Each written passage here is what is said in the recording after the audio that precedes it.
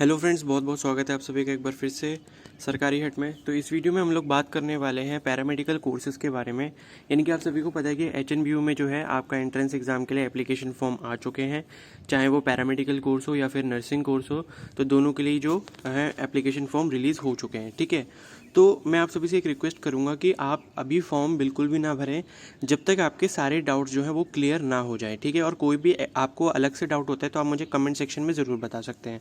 ठीक है, अब जैसे काफ़ी सारे स्टूडेंट्स को मतलब ये प्रॉब्लम है कि मतलब ये डाउट है कि पैरामेडिकल कोर्सेज जो हैं वो मतलब क्या क्या हैं और उनमें क्या क्या चीज़ें होती हैं।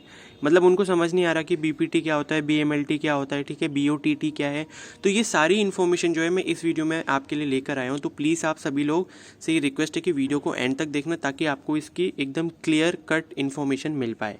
ठीक है, और साथ ही साथ शाम को मैं हो सकता है कि एक वीडियो अपलोड करूंगा जिसमें मैं आपको ये बताऊंगा कि क्या आप मल्टीपल कोर्सेज सेलेक्ट करके आप एंट्रेंस एग्ज़ाम दे सकते हैं। यानी कि कुछ बच्चे ये पूछ रहे हैं कि क्या हम एएनएम जीएनएम और नर्सिंग एक साथ दे सकते हैं, क्या हम एएनएम जीएनएम या एएनएम के साथ हम पैरामेडिकल दे सकते हैं। तो इस पर हम जो है बात करेंगे। ठीक है, वीडियो मैं अपलोड करूँगा, उसमें मैं बताऊँगा कि क्या क्या आप कोर्सेज एक साथ सेलेक्ट कर सकते हैं।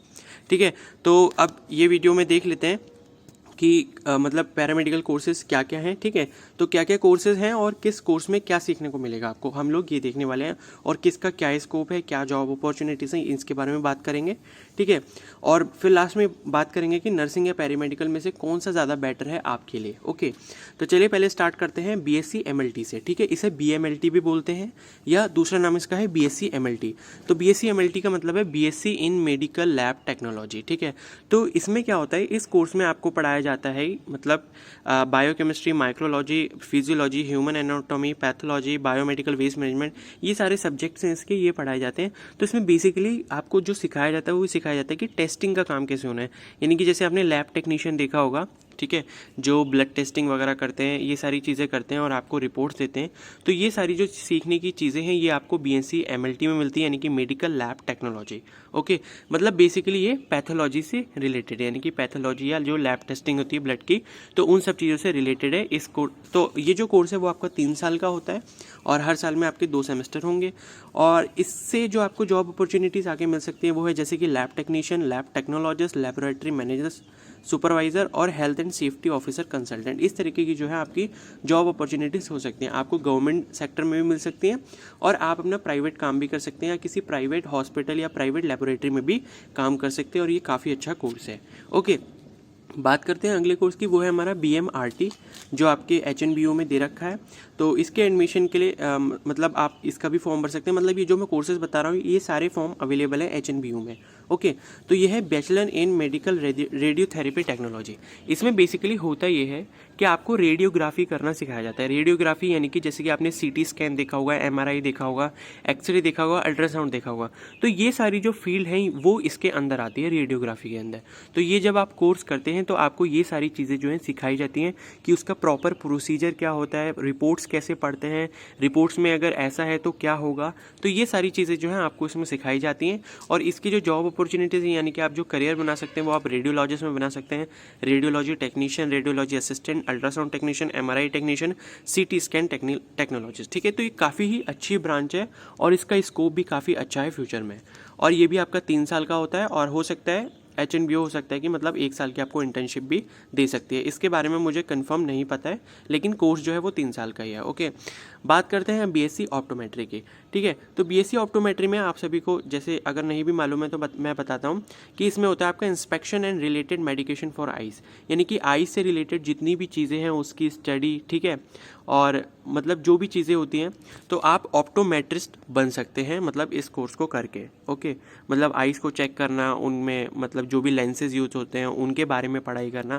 तो ये जितनी भी सारी चीज़ें हैं और उससे रिलेटेड जो भी डिजीज़ेस वगैरह हैं, एबनॉर्मेलिटीज़ हैं, ये सारी चीज़ें जो होती हैं आपकी बीएससी ऑप्टोमेट्री के अंदर आती हैं। ओके, ये भी काफ़ी अच्छा है, अगर आपका इंटरेस्ट इसमें तो आप ये भी कर सकते हैं। अगला जो है वो है बीएससी मेडिकल माइक्रोबायोलॉजी। ठीक है, ये थोड़ा इंटरेस्टिंग सब्जेक्ट है, न्यू सब्जेक्ट है थोड़ा। और ये जो है मतलब आप इसको इसलिए पढ़ सकते हैं अगर आपको और फ्यूचर में स्टडी करनी है। ठीक है, मतलब ये ज़्यादा प्रोफेशनल कोर्स नहीं है जैसे कि अभी हमने पिछले 3 कोर्सेज पढ़े वो प्रोफेशनल कोर्सेज है। ये थोड़ा स्टडी बेस्ड कोर्स है। ओके, तो इसमें हम लोग स्टडी करते हैं माइक्रो ऑर्गेनिज्म की और उसके बारे में जो भी रिसर्चेज वगैरह हुई हैं उससे रिलेटेड फील्ड में, उसके बारे में हम इसमें स्टडी करते हैं। ठीक है। आप इसमें एमएससी भी कर सकते हैं, फिर आगे रिसर्च में भी जा सकते हैं, पीएचडी भी कर सकते हैं। तो ये रिसर्च बेस्ड आपका प्रोफेशन है, ठीक है। तो इससे जो आपकी जॉब अपॉर्चुनिटीज़ है वो आपकी हॉस्पिटल्स में हो सकती हैं, लेबोरेटरीज में हो सकती हैं, फार्मा कंपनी में होती है, ठीक है। फार्मा कंपनी जैसे कि अभी कोविड के टाइम पे आपकी ड्रग्स बन रही थी, तो उस टाइम पे माइक्रोबायोलॉजिस्ट का बहुत ज़्यादा रोल था, ठीक है। रिसर्च वगैरह में उनका बहुत ज़्यादा रोल होता है। आप डीआरडीओ में जा सकते हैं, ओके। तो ये सारे इसके स्कोप हैं। अगर आपका इंटरेस्ट इसमें है, माइक्रो ऑर्गेनिज्म की स्टडीज़ में है, ठीक है, मतलब जूलॉजी आपको बहुत अच्छी लगती है, तो आप इसको प्रेफर कर सकते हैं। बात करें अगला, वो है बीपीटी यानी कि बैचलर इन फिजियोथेरेपी। तो बैचलर इन फिजियोथेरेपी जैसे कि नाम समझ आ रहा होगा, तो ये प्रोफेशन है dealing with the healing of chronic diseases related to muscles and joints, ठीक है। बेसिकली इस पे मसल्स और जॉइंट्स की जो भी आपकी एबनॉर्मेलिटीज़ होती है, डिजीजेज होती हैं, ठीक है, जो वो एबनॉर्मल फंक्शन कर रहे होते हैं उसको प्रॉपर फंक्शन में लाने के लिए फिजियोथेरेपी का कोर्स जो है वो किया जाता है। यानी कि इसमें आपको फिजियोथेरेपी सिखाई जाती है। फिजियोथेरेपी का मतलब होता है ये एक तरीके की आर्ट होती है, ठीक है। ये एक तरीके की आर्ट है जो आपकी मतलब जॉइंट्स और मसल्स की जो भी आपकी रिलेटेड एबनॉर्मेलिटीज़ हैं और जो भी मतलब डिजीजेस है उसमें जो है मतलब क्योर करने का काम करती है, ओके। तो ये बीपीटी करने के बाद आप फिजियोथेरेपिस्ट बन सकते हैं और हर हॉस्पिटल में जो है एक फिजियोथेरेपिस्ट ज़रूर होता है, ठीक है, क्योंकि आजकल ये बहुत ज़्यादा नीड बन चुकी है, क्योंकि बहुत सारे लोगों को जो है बैक में दिक्कत होती है, नीज़ में दिक्कत होती है, जॉइंट्स में दिक्कत होती है। तो पेन वगैरह जब होता है तो वो फिजियोथेरेपिस्ट से कंसल्ट करते हैं और उनसे फिजियोथेरेपी लेते हैं। तो ये भी काफ़ी अच्छा प्रोफेशन है। इसमें आप जाके आगे एमपीटी भी कर सकते हैं, वो भी आपका एचएनबीयू में कोर्स अवेलेबल है, ओके। नेक्स्ट कोर्स की अगर हम बात करें तो वो है बीओटीटी। बीओटीटी का मतलब है bachelor in operation theatre technician, यानी कि इसको करने के बाद आप जो है वो सारी प्रैक्टिसेस सीखेंगे जो कि ऑपरेशन थिएटर में होती हैं। जैसे कि सर्जरी जब कोई भी होने वाली होती है ऑपरेशन थिएटर में, तो उससे पहले जो भी अरेंजमेंट्स करने होते हैं, मतलब वहाँ सारा अरेंजमेंट देखना होता है, वो सारी रिस्पॉन्सिबिलिटी इस बीओटीटी टेक्नीशियन की होती है। साथ ही साथ जो भी मतलब बीच में कोई भी अगर चीज़ की ज़रूरत है या वहाँ पर जो भी इंस्ट्रूमेंट्स हैं या जो भी इक्विपमेंट्स हैं, डिवाइसेस हैं, ठीक है, आपने देखा होगा ऑपरेशन थिएटर में काफ़ी सारी डिवाइसेस होती हैं, तो वो सारी डिवाइसेस का मतलब कंट्रोल करना और वो सारी चीज़ें देखना, वो सब इनके हाथ में होता है कि किस तरीके से सारी चीज़ें मैनेज करनी है, ठीक है, मतलब सर्जरी के दौरान या उससे पहले और उसके बाद, ओके। तो ये सारा जो है ये आपका बीओटीटी के अंदर आता है और ये भी काफ़ी अच्छा कोर्स है। आप इसको प्रेफर कर सकते हैं अगर आपका इंटरेस्ट जो है थोड़ा सर्जरी में है। मतलब सर्जरी से तो डील नहीं करता है, लेकिन आप कर सकते हैं, मतलब ऑपरेशन थिएटर वगैरह में आपको इंटरेस्ट है कि सर्जरीज कैसे होती हैं, वो सब एक्सपीरियंस करना है आपको, तो ये आप इस कोर्स को प्रेफर कर सकते हैं, ठीक है। और जो बाकी कोर्सेज़ हैं मतलब एचएनबीयू में जो भी बाकी कोर्सेज़ हैं, इन सारे कोर्सेज़ के अलावा वो है डीएमएलटी की, यानी कि diploma in medical lab technology. जैसे हमने बीएमएलटी देखा तो उसका ये डिप्लोमा कोर्स है, ये 2 साल के ही हैं सारे, ठीक है। जैसे और हो गया डिप्लोमा इन एक्सरे टेक्नीशियन, ये भी 2 साल का है। डिप्लोमा इन ऑप्टोमेट्री, ये भी 2 साल का हो गया। और साथ ही साथ जो मास्टर्स कोर्सेज़ हैं उनमें 2 कोर्सेज़ हैं, जैसे कि एमएससी एमएलटी और एमपीटी।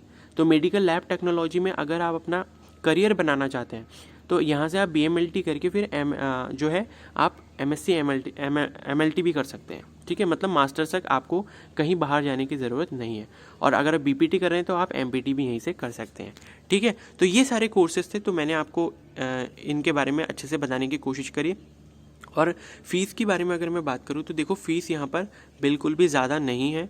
कोई भी अगर आप कोर्सेज़ लेते हो, जैसे बीएमएलटी है, बीपीटी है, तो इनकी फ़ीस जो है अप्रॉक्सीमेटली जो है आपकी 8 to 10,000 ये पर ईयर, बहुत ज़्यादा कोई फ़ीस नहीं है। 8 से 10 हज़ार आपकी 1 साल की है, यानी कि अप्रॉक्सीमेटली 30 से 40 हज़ार में आपका जो है पूरा कोर्स कंप्लीट हो जाएगा, ठीक है। तो फीस की टेंशन लेने की ज़रूरत नहीं है, कोई हाई फाई फीस नहीं है, क्योंकि वैसे भी ये गवर्नमेंट यूनिवर्सिटी है तो फीस कम ही है यहाँ पर। तो मैंने आपको बता दिया 8 से 10 हज़ार के बीच में ही है कोई भी कोर्स की फ़ीस जो है आपकी, ओके। और डिप्लोमा की थोड़ी और कम होगी उसमें, ठीक है। अब लास्ट टॉपिक हम जो है वो बात कर लेते हैं कि बीएससी नर्सिंग करनी है या पैरामेडिकल कोर्स करने हैं, ओके। तो देखिए बीएससी नर्सिंग और पैरामेडिकल दोनों का ही अलग अलग रोल है। अगर आपको मतलब ये है कि हॉस्पिटल्स में काम करना है, अगर आप उसी के लिए जाना चाहते हैं तो आप बीएससी नर्सिंग को ऑप्ट कीजिए, क्योंकि बीएससी नर्सिंग में आपको मेडिकल प्रैक्टिसेस भी सिखाई जाती हैं। और जो बीएमएलटी है या बीपीटी है, ये सारे जो कोर्सेज हो गए इनका एक अलग स्ट्रीम हो जाता है, मतलब आप फिर उसी रिलेटेड फील्ड में जो है काम कर सकते हैं, ठीक है। और यहाँ आपको बीएससी नर्सिंग में ये है कि आपको सारी मेडिकल प्रैक्टिसेस सीखने को मिलती हैं। आप फिर एमएससी नर्सिंग कर सकते हैं, आप अपने जो भी स्पेसिफिक डिपार्टमेंट में काम करना चाहते हैं, जैसे गायनेकोलॉजी है, कार्डियोलॉजी है, तो उसमें भी आप फ्यूचर में अपना काम कर सकते हैं, मतलब पढ़ाई कर सकते हैं उसके बारे में, और काफ़ी अच्छा स्कोप रहता है उसके लिए भी, ठीक है। और यहाँ बीएससी नर्सिंग की भी फ़ीस जो है वो आपकी लगभग फर्स्ट ईयर मतलब अलग अलग ईयर की अलग अलग है। तो फर्स्ट ईयर में जैसे 11-12 हज़ार रुपये के आसपास है, और सेकंड और थर्ड ईयर में शायद 6 या 7 हज़ार के आसपास है, और फोर्थ ईयर में जो आपकी 5 हज़ार के आसपास है। तो फीस यहाँ पर बहुत ज़्यादा नहीं है। तो फ्रेंड्स, किसी भी कोर्स की इतनी फ़ीस ज़्यादा नहीं है कि आप अफोर्ड ना कर पाओ, ठीक है। काफ़ी नॉमिनल फ़ीस है, तो आप कोई भी कोर्स जो है आसानी से कर सकते हो। और नेक्स्ट वीडियो में हम लोग ये बात करेंगे कि क्या आप मल्टीपल कोर्सेज़ के लिए एप्लीकेशन फॉर्म एक साथ भर सकते हैं या नहीं। मतलब अगर 2 या 2 से ज़्यादा कोर्सेज़ हैं तो क्या आप उसका फॉर्म जो है एक बार में भर सकते हैं या नहीं भर सकते हैं, क्या आप उसका एंट्रेंस एग्ज़ाम दे सकते हैं नहीं दे सकते हैं, तो उसके ऊपर हम बात करेंगे। तो वो वीडियो भी आप जो है ज़रूर देखना जिसको ये डाउट है। और चैनल पर नहीं हो तो प्लीज़ ज़रूर सब्सक्राइब कर देना, और वीडियो पसंद है तो प्लीज़ यार लाइक कर देना, ठीक है। और कोई भी डाउट हो तो आप मुझे कमेंट करके ज़रूर बता सकते हो, और बेल आइकन को ज़रूर प्रेस कर देना, ताकि कोई भी जब मैं वीडियो अपलोड करूँगा तो आपको उसका नोटिफिकेशन ज़रूर मिल जाए। Okay, so thank you and have a nice day.